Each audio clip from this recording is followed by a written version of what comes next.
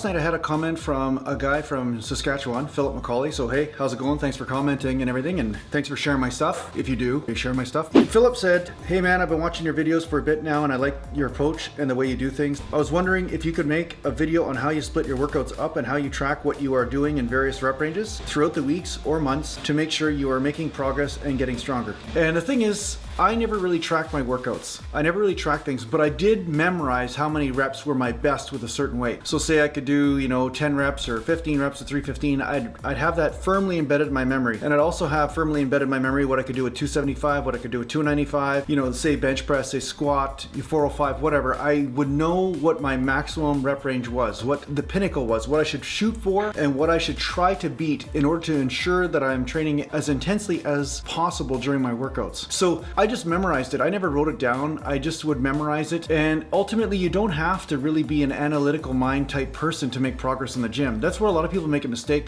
They think that they have to understand everything in order for things to work. But the truth is you need a template to start with. But connecting deeper to the body is more important so that you know when you're getting positive feedback from the body or negative feedback. For instance, if you're going to the gym and every time you go to the gym you feel flat, you feel like you're never getting a pump, you feel like you're always sore too, and your strength is always going down, your reps are down, like you just know that you feel weak every time you go to the gym, then you know that something is off. You know that maybe your sleep needs to be changed, maybe your workout program needs to be changed, maybe you're working too intensely, maybe you're using too heavy a weight too much of the time.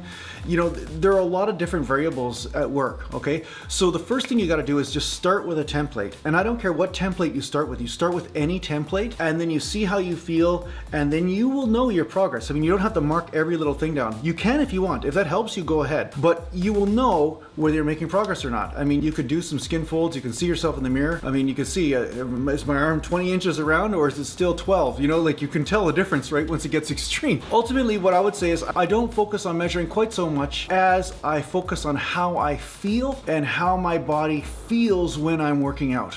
Okay, so the deeper level of feeling and connection to the body is extremely important, and every elite athlete gets to a level where they just know their machinery. They just know when it feels on or off, okay? So when you feel like you're on, you'll feel more pumped, you'll feel stronger, you'll feel like a perfect groove, like the coordination is there. You'll feel not fatigued every time you walk in the gym. You won't feel like you have flu-like symptoms, like a headache or body aches and stuff. So these are all factors that play into the instrument known as your body. Once you know how to feel these things, then this becomes the stimulus by which you measure whether your program is good or not. Okay, so at first you start with a template and you start to build this relationship with the body, to build this connection by feeling everything, by working out and establishing this mind-muscle connection and knowing, okay, what are the factors that contributed to this great workout? Like maybe you know what you ate today, you know how you slept last night, you know what emotional stress you're under during the day, and you know how your workout goes. These are all factors, and it's very hard to kind of just center them down to just one or two variables at first. At first it just feels like a big collage, like 30 or 40 different factors are circulating around, diet, stress, all these things, and you don't know which one is affecting your workout in a negative way. But in time, if you keep on paying attention, you'll start to connect the dots. You'll start to see some commonalities. You'll start to say, okay, well, every time I eat like this is what happens when I go to the gym. Every time I sleep like this is what happens when I go to the gym. And every time I train with this many sets and rest this many days in between, this is what happens when I go to the gym, okay? So from using this awareness that you built, you start to be able to now measure the variables and say, okay, oh, this is what's happening. But so many people just look at a piece of paper and they look at their statistics, right?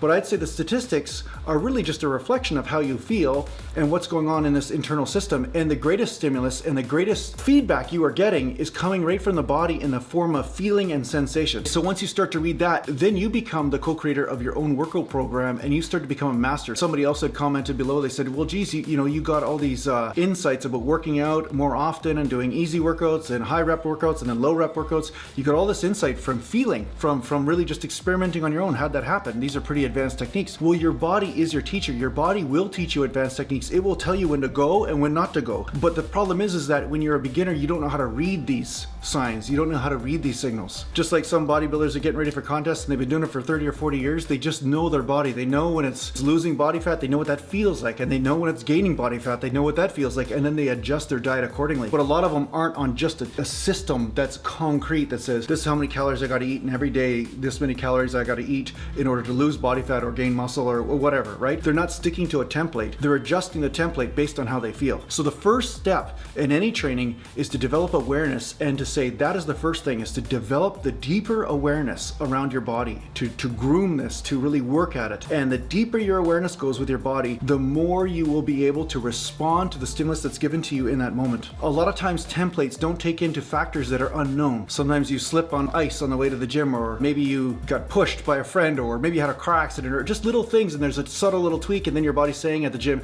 hey, don't lift this way today, just lift this way instead. And if you stick to a template, sometimes you'll injure yourself. But if you learn how to respond to the body as it is speaking to you, then you will make the adjustment accordingly. So how did I learn this stuff? Well, what I did was I stuck to a template. Sometimes I'd do a 4-day split or a 3-day split, and then I'd see, okay, am I getting stronger or weaker? And I'd know, okay, say I had a set of 275 on the bench and I was getting 10 reps with it. And then I switched to another type of program, and then over the period of 3 or 4 weeks, I was at 10 reps, or maybe I was sinking down in strength. I was feeling like my groove was off in the gym, or my pump was off, or something was off. Maybe my shoulders were hurting, you know, whatever it is. Then I knew that I had to adjust the training program accordingly. So you can measure the results and adjust based on that, but ultimately the results will start to point you towards feelings that precede the results. You'll start to actually feel the body long before the results show themselves, and you'll say, well, I know this is exactly going to happen because I can feel this is what's going on. I mean, you feel nauseous before you throw up, right? When you're sick, it's the same sort of thing. You'll get this type of intuition in the physical system, and that will tell you. You'll know immediately after your training, 2 or 3 days, you'll know this feels right or it feels off. So this is really what you're training, your awareness training. This is what bodybuilding is really, when you really use it from a spiritual and mind-muscle connection, all this kind of stuff, it becomes awareness training, not bodybuilding,